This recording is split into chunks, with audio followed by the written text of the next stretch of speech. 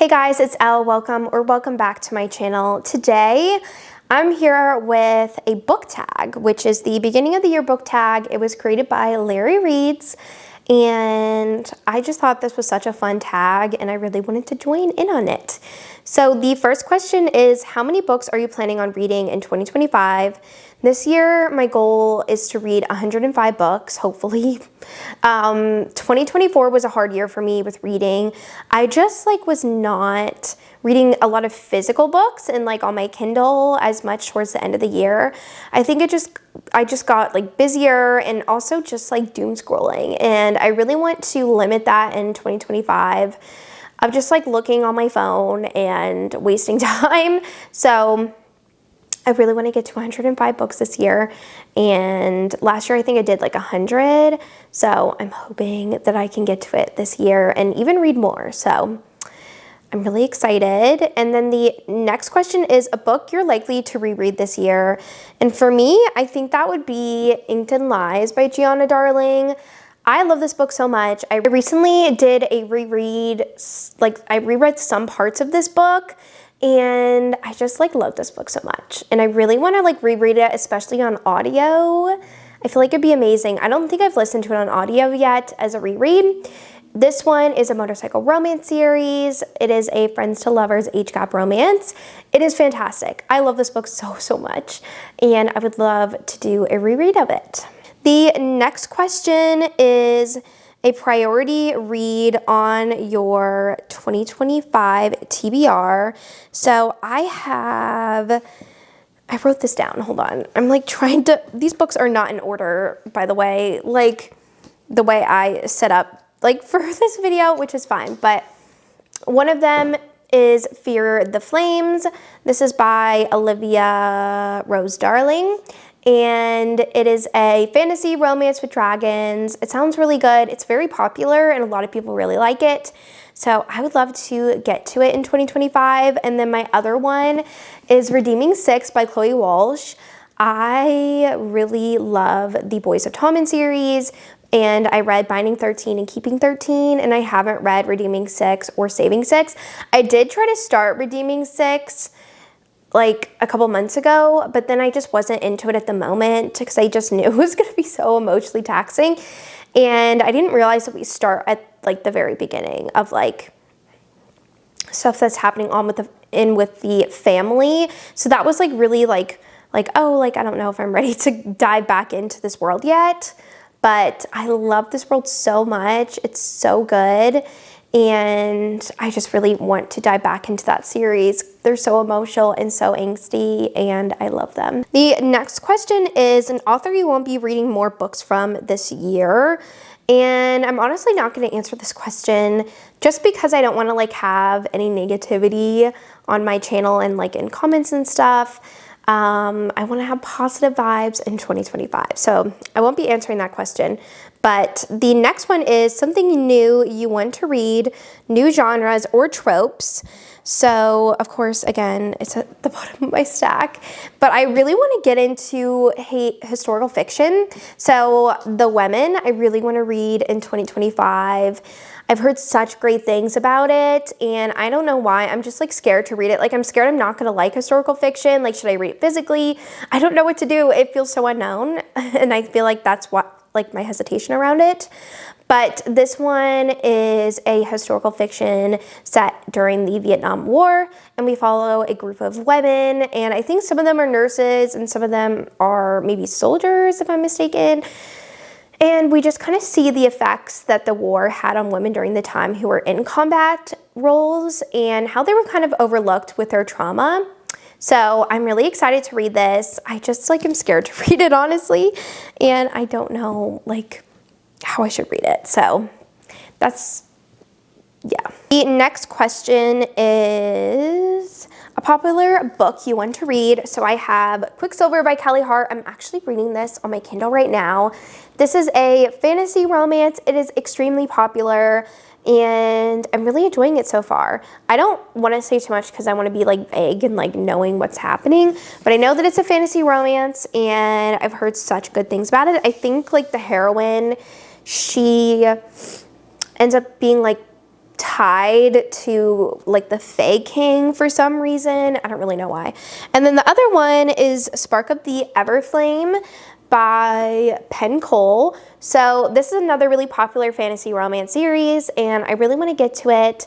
I've heard amazing things, that it is so good, and that like one of the heroes just like kneels at the heroine's feet and is just like, I love you so much. And it's a very hot interaction, and I want to read that. So really want to read these two. I want to read more fantasy romances in 2025 and just like be like a romantic girly. And that is definitely a big goal of mine for 2025. So I really want to read those. The next question is, what is your most anticipated 2025 book release? So I have two. The first one is Alchemized by Sin-Lin Yu. And I'm so happy because I was going to film this video a couple of days ago, but then Sin-Lin Yu dropped the cover for this book, and it is stunning. It is absolutely gorgeous. Of course, I have it up on the screen, but I love it so much. It's so pretty. It's so perfect, and I'm so excited. So this one is based off of her Dramoni fanfic called Manacled, but she had to change things obviously to get it published, and the synopsis still sounds so amazing, and I'm really, really excited. I'm like dying to read this. It's going to come out in September of 2025, and I cannot wait. Then the other one I have is Wildside by Elsie Silver. This is the third book in the Rose Hill series, and this one I think is A Marriage of Convenience, and it sounds really good. I love the green. It's so cute. So I'm so excited for both of these new releases. Number 8 is a bookish goal for 2025. I definitely want to prioritize reading more indie romances. I feel like the last year and a half, I have definitely been leaning into more trad published books, just because that has just been what's popular. But I really do want to read more indie romances. I already read a lot of them, but I want to make it my majority of reading, reading indie romances. And I just love indie romances, and I want to support indie romance authors. My other goal is just to set a time to read every day. Set aside that time and be like, this is the time I will be reading.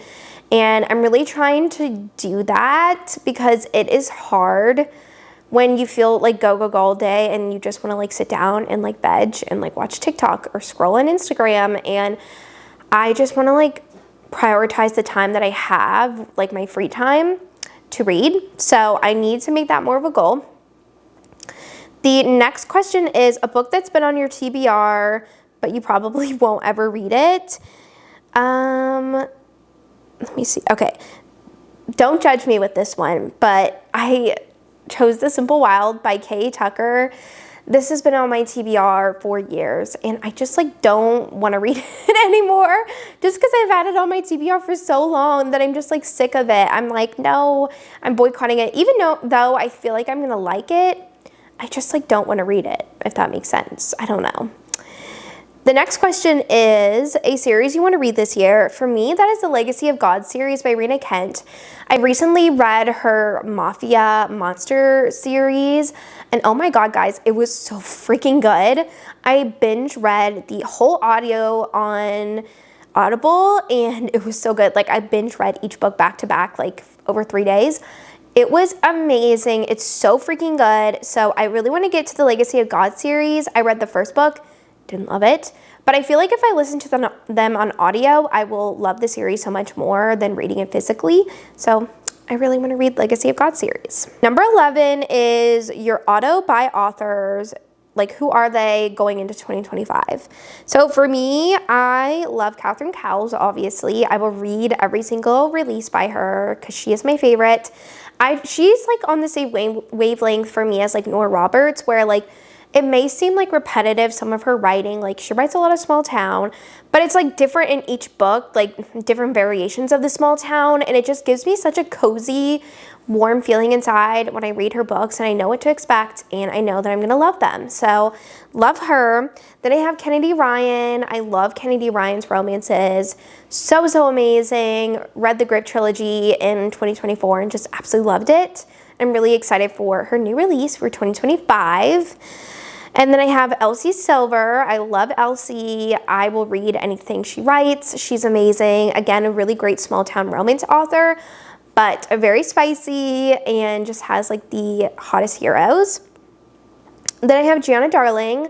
Love her so much. She recently came out with the first book in the Impossible Universe trilogy, which is her polyamorous, so like actor, London socialite, like romance.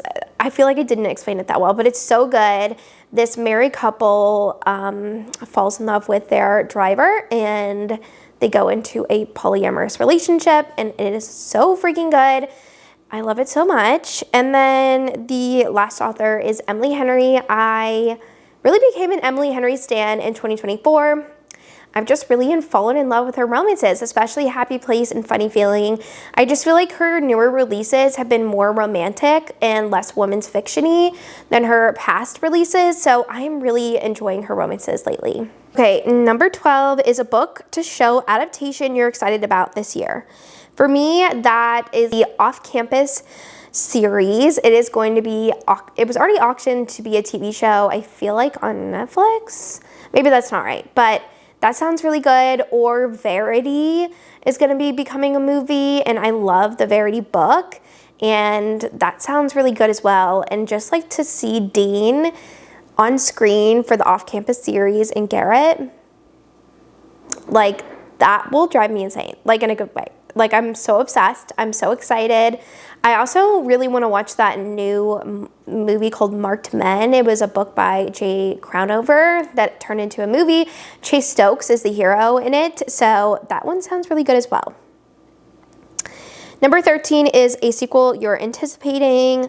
I'm really excited to read Rebel Witch by Rebecca Saccarelli.